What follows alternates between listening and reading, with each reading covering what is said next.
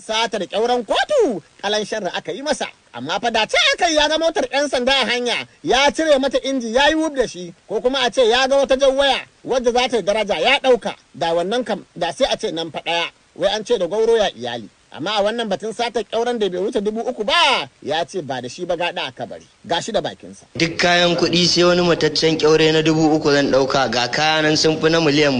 Ɗan gari ne ni, ɗan kasuwa ne, kuma har yau har gobe in dai dukiya ta gwamnati ce muka ganta abincin mu ci, ko za mu mutu sai mun ɗiba wallahi.